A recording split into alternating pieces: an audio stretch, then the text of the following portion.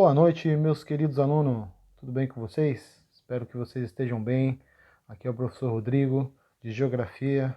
Vamos bater um bate-papo hoje, bem tranquilo, falando sobre industrialização no Brasil.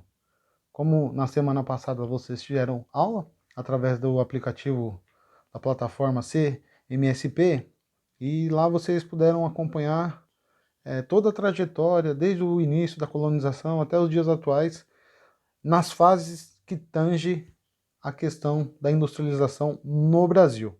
Se formos fazer um comparativo entre Brasil e as grandes potências lá fora, a gente está muito atrás, né? Poderíamos estar muito mais à frente, mas por alguma questão no meio do caminho do percurso, as decisões não tomadas ao certo, enfim, sei que o Brasil é o que é hoje e nós vamos tentar fazer uma dinâmica com vocês. E ao final do vídeo vai ter uma atividade, eu vou postar lá no vídeo, vocês comentem, dê sugestão, né? Crítica, reclamação também, sempre é válido. A gente tem que estar aberto para que as coisas possam cada vez mais melhorar. E nesses tempos de pandemia, é claro que estar aqui com vocês através desse canal é uma boa opção. Tranquilo? Então vamos lá, vamos começar o que realmente interessa. Queria falar com vocês sobre a industrialização no Brasil e nós temos que partir do ponto da colonização. Se nós pensarmos que quando nós falamos o contexto industrialização, então a industrialização, nós podemos falar da atualidade. Vamos pegar no contexto as coisas que vocês mais têm intimidade ou contato no dia a dia. Se eu falar de celular, vocês são fera, vocês vão saber mexer, saber fazer alterações de programação, enfim, vocês conhecem muito bem. Então existe um processo, tanto que o Brasil não tem uma empresa nacional, né, que de fato concorre lado a lado com as empresas, grandes empresas, né? Eu estou falando aí de Samsung, de Motorola, empresas que realmente investem em tecnologia. Porque se você pensar, um aparelho celular, ele não é só um aparelho, a gente falar assim por falar, mas dentro desse aparelho existe coisas fenomenais, e que para ele ser formado, para ele ser criado, passou por todo um processo, desde a questão de um designer fazer o desenho do aparelho, desde as peças, da onde que saiu, os países de origem, quem que está montando, a pessoa que está trabalhando na área de montagem, né? Pensar numa capacidade das informações que vão poder ser ali calculadas, que essas informações ali vão ficar guardadas, enfim, tudo isso tem que ser levado em consideração. Então o celular, ele é muito útil no dia de hoje. Mas, se nós pensarmos lá atrás, nós vamos começar a falar de 1500. 1500, os portugueses chegaram aqui. Já existia uma nação. Já existia um povo aqui. Os indígenas já pertenciam a essa terra. E aí começa toda essa... Por quê? Porque os portugueses, eles vieram com a intenção de explorar tudo que nós tínhamos de bom. É claro que eles não sabiam o que tinham aqui, mas ao se deparar com tudo aquilo, eles falaram assim, não, aqui eu vou com certeza conseguir retirar tudo que eu necessito e levar para lá. Então se pensar nesse processo de industrialização, já começou ali nesse ponto. Ah, vou pegar aqui a madeira. Ué, mas a madeira, ela precisa ser o quê? O que eu vou fazer com essa madeira? Que utilidade que ela tem? Então aí se você pensar numa escala gigantesca, até chegar de volta na Europa essas mercadorias, esses produtos, já tem um contexto industrializado aí já. Não com a tecnologia que tem hoje, mas já podia se ver essas informações. Com o passar, nós vamos pegar agora o engenho. O engenho de cana-de-açúcar. O que será que acontece no engenho de cana-de-açúcar? Vocês sabem o que é um engenho? Acompanha aí, ó.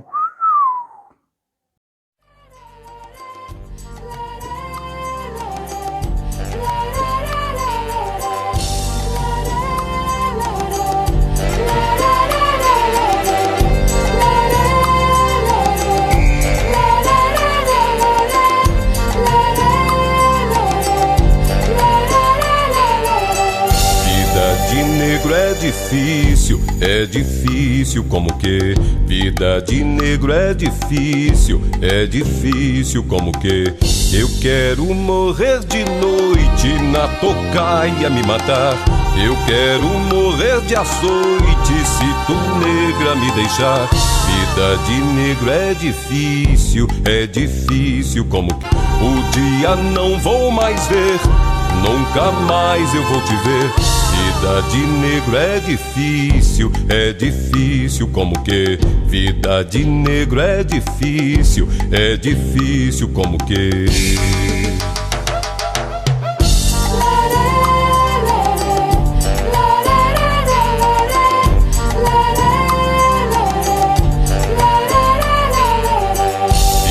De negro é difícil como que? Vida de negro é difícil como que? Eu quero morrer de noite na tocaia me matar.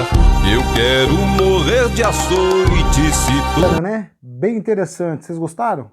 Então, o contexto do engenho de cana-de-açúcar é nós pensarmos nessa produção, que existia vários setores para produzir um produto, e esse produto depois ser levado para a Europa.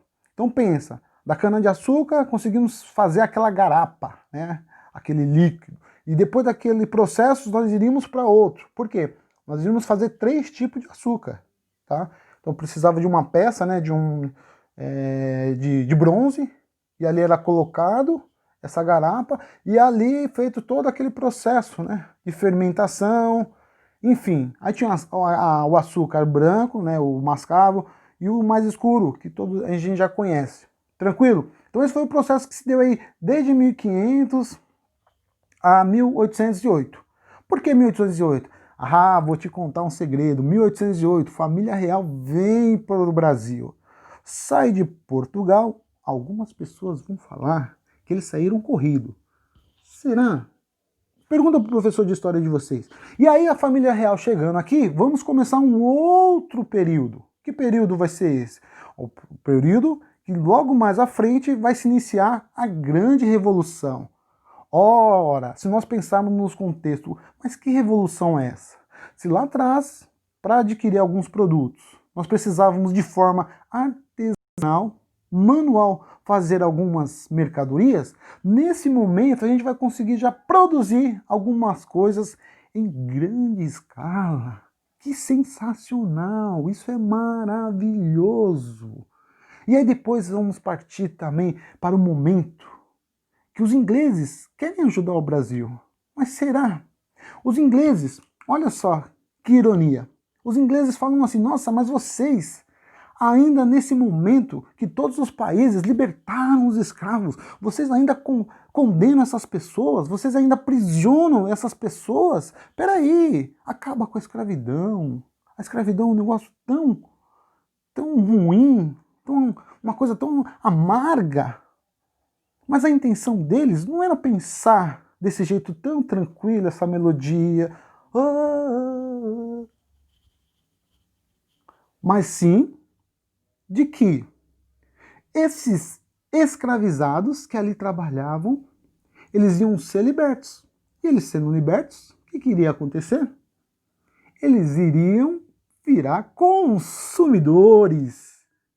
Olha só o truque aí, olha só a jogada. Então liberta os escravos? Sim, mas a maneira como foi feito. A rainha decretou uma carta de euforia. Falou, olha, a partir de hoje não se pode ter mais ninguém. Mas em que situação que essas pessoas foram jogadas às traças? Foram jogadas ao Deus dará. Por quê? Eles simplesmente, pensa numa pessoa que vivia 10, 20, 30, 50 anos com o seu dono. Trabalhava, mas ele só conhecia aquilo. Aí de repente fala assim, ó, sai daqui, vai pra rua, se vira, não quero saber. Então, não foi pensado como que de fato seria isso. E aí o que aconteceu? O que aconteceu? Que muitas dessas pessoas ficaram sem amparo nenhum, e é depois logo à frente que vai surgir as comunidades, porque essas pessoas vão ter que sair desse pedaço aqui, que só tem elite, e vai ir para aí, para as encostas, né? Se nós pegarmos o Rio de Janeiro, as praias todas de ponta a ponta bonita ali, né? Mas atrás, as comunidades, os morros mais conhecidos que se deu. Então, de uma maneira geral, foi assim que se deu. Mas, a partir desse período de 1808 até o período que eles realmente foram libertos, vai acontecer outro processo. A terceira fase. Nós vamos entrar num processo de revolução, exatamente. E aí nós vamos estar já no contexto de que as leis trabalhistas já eram fruto de muita negociação, de muita luta, e aí com as pessoas começando a trabalhar e tendo direito. E aí eu posso falar para você que nós vamos ter aí nesse período da terceira fase a grande sacada do Brasil, que é a construção de Brasília. E aí nós vamos ter duas figuras importantes, Getúlio Vargas e Juscelino Kubitschek. Então nós teremos nesse momento o surgimento de grandes empresas. Mas para essas empresas se estabelecerem em determinado local, elas precisam de subsídios. Ou seja, o governo precisa ampará-las, dar uma assistência, colocar uma estrutura ali. E aí começa o crescimento, que nós vamos dizer aí, das rodovias do Brasil. Porque essas mercadorias precisam ser, de uma certa forma, chegar em outros locais de maneira rápida.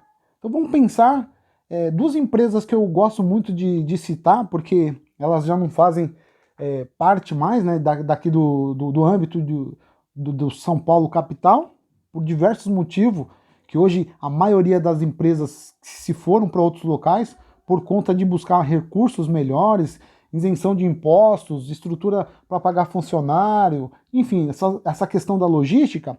Nós temos hoje as maioria das empresas que eram instaladas aqui em São Paulo, elas foram derrubadas. E hoje o que se mais vê são as construções verticais, ou seja, os empreendimentos, os condomínios surgindo em um local que lá atrás serviu para alguma indústria.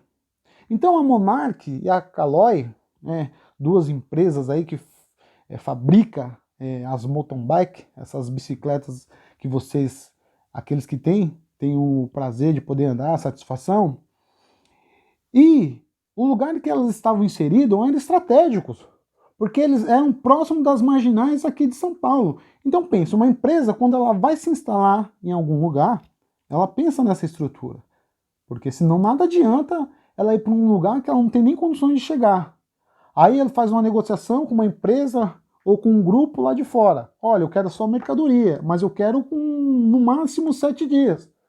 Se for toda essa dificuldade, essa estrutura que não tem escoamento, que não tem uma rodovia, estrada, ele não vai chegar essa mercadoria. Então, fatalmente, esse negócio não vai dar certo. Tranquilo? Então foi muito ênfase nessa questão, a questão da construção de Brasília. Getúlio Vargas vem antes, com essa estrutura de dar amparato para as empresas, para as indústrias, e logo depois vem Juscelino Kubitschek. Mais uma vez, comenta lá com seu professor de história. E ele falou o seguinte, que ele tinha um projeto. Sabe aquela coisa de projeto? Quando o político chega no palanque e fala, eu prometo... E a ideia e o slogan de JK era o seguinte, é fazer o Brasil 50 anos em 5. Por que será que ele falou isso? Vamos pensar? Boa, vou querer saber de vocês. A primeira pergunta vai ser essa, tranquilo? E aí nós vamos para outra fase, depois superado esse momento que nós vivenciamos, vamos entrar aí depois da década de 90, né? E vamos entrar na quarta fase. A quarta fase que diz respeito é essa estrutura que muitos hoje conhecem. Você que nasceu em 2000... Aliás, quando que você nasceu? Enfim, mas essa estrutura de hoje, ela dá suporte para muitas coisas tecnológicas.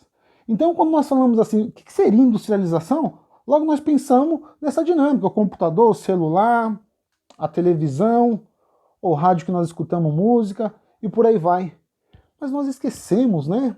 Se nós pensarmos um biscoito recheado, olha só, um biscoito recheado de uma marca famosa, eu vou falar qual que é. A marca... E aí, esse produto, ele precisa de diversos itens. Ele vai precisar de farinha, ele vai precisar de essência, ou se for natural lá, um sabor, um cacau, seja morango, seja o trigo, o que mais? Então, para formar o produto, ele vai precisar de ambos os itens. E para formar a sua embalagem, outros itens também, o plástico, o alumínio, o papel. E aí se dá essa questão da industrialização. Uma industrialização que hoje está se aperfeiçoando cada vez mais.